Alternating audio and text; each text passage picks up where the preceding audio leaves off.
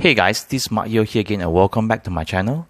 So I just bought a REALME GT, the latest Snapdragon 888 beast, imported directly from China for less than USD $450. So I've been using this phone for 1 day already, and this phone actually has premium build quality and great performance. I love it. One thing to update is that voice over LTE is enabled automatically on this China variant phone for my Digi and Yes SIM card in Malaysia. As you can see here, this is actually Yes SIM card. So the HD sign is actually voice over LTE sign in China. I've only been using Realme phone since end of last year.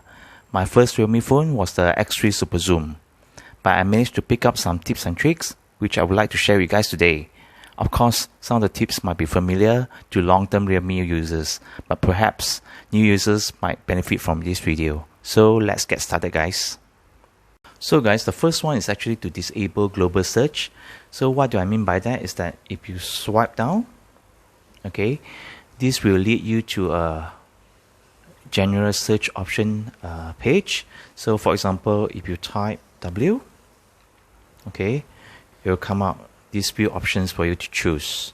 So but I don't really fancy this option, and it will make it a bit inconvenient is that you have to go on top to swipe down for the notification shade, which I don't really prefer.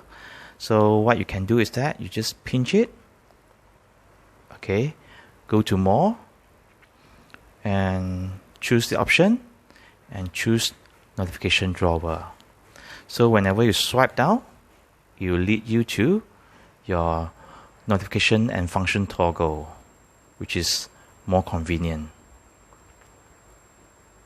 So the second one is actually to enable app drawer. So by default, this phone, the app drawer is actually not enabled automatically. So but what you can do is just to pinch it and go to more and go to home screen mode and choose drawer mode and apply it. You have app drawer enabled, which is very convenient. And also there's another option that you can choose from here, which is simple mode. So once you choose the option, everything will be enlarged, the words, the icons. So this is actually very convenient for maybe elderly users. And if you don't like it, you can just go back to the drawer mode. Third one is actually to double tap to off screen and to on screen, to off screen, to on screen. So this function is actually not enabled by default, but what you can do is just to pinch it, go to more again, and you see this option, double tap to lock, okay, enable it, and you swipe down.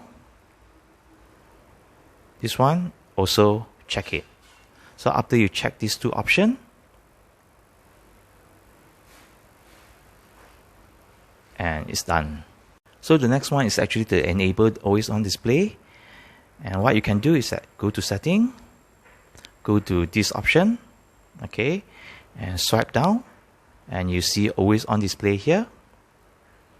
So enable it.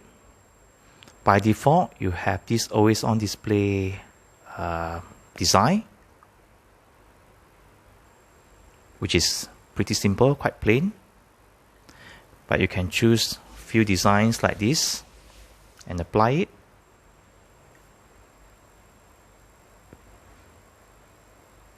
So it's actually very nice looking. So there are plenty of options that you can choose from here.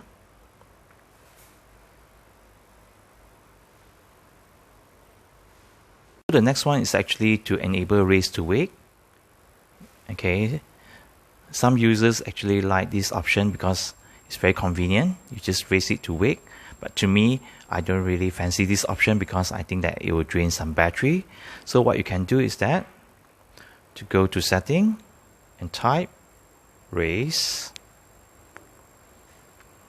okay, and you have this raise to wake option. So check it and you enable raise to wake. But I don't really fancy this option, so I'll just disable it. And the next one is actually to enable dark mode. So what you can do is just to swipe down, and you see dark mode option here. Just press it, and you have dark mode enabled on your phone.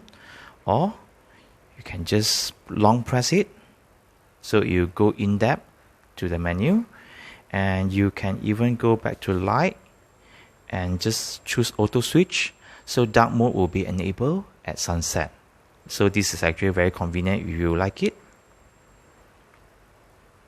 The next one is actually to change your screen color mode. So what you can do is go to setting, display and brightness, and you swipe down. Okay, you can adjust your screen color temperature to cooler or to warmer. Okay, and also you can change your screen color mode. So you have few options here: vivid, gentle, or brilliant. The next one, under the same menu, just swipe down and go to more, and you have the option to adjust your screen refresh rate. So it's actually set at auto select by default, but for me I actually choose high, so because I want to fully utilize the highest refresh rate as possible. But if you want to save more battery and you don't mind a slower refresh rate, you can always change to standard. The next one is actually to enable privacy protection, which is quite interesting here. So what you can do is just go to setting, swipe down, and choose privacy, and choose this personal information protection. So this actually, you can enable it for some of the apps available in your phone. Okay, so what it does is that once you turn on privacy protection, for example, if I choose Chrome, okay, so this app will not be able to access your personal info, so they will get just blank data. So this is actually pretty cool. I mean, you can enable it for Facebook, Google, Instagram, Lazada, I mean any apps available here. The next one is actually to enable system cloner. So what it does is that, okay, for example, let me just type clone and choose this and choose this. So this will enable you to create a separate space. For example, you can create one space for your work and also one space for your personal private enjoyment. So you can actually switch between these two spaces at your liking. The next one is to enable different types of navigation option. And as you can see here, I have on-screen button enabled. Okay, my recent app menu, my home screen button, and also my back button. But what you can do is that you can go to setting, type navigation, and from here you can choose gesture option, okay, to back, to go to home, or to go to recent app menu. So this will be my preferred option because I prefer to have the full screen real estate. There are few screen off gesture that you can enable on this phone. For example, draw V to enable torchlight,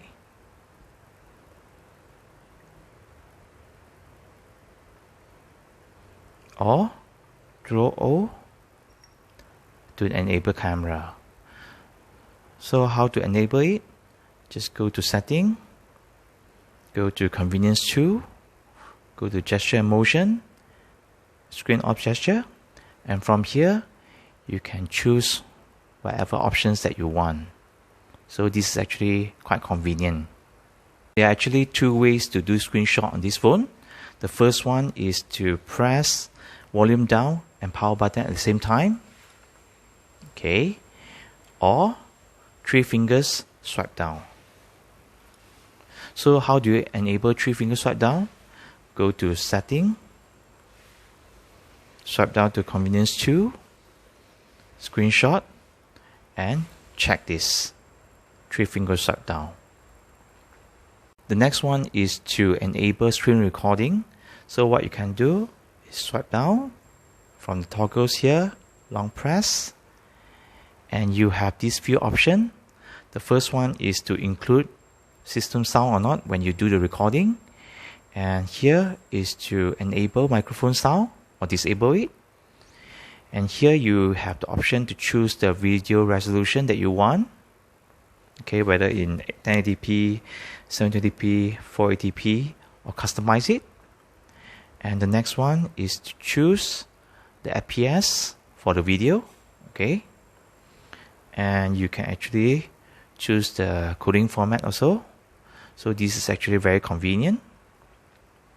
The next one is to turn on Assistive ball. So what do I mean by that? Is you go to setting, go to convenience tool, and you see this Assistive ball, press it and enable it. So you can see this ball here. So if you press it once, it will go back, and you will long press it, you go back to the home menu. So you can actually customize this ball. What you can do,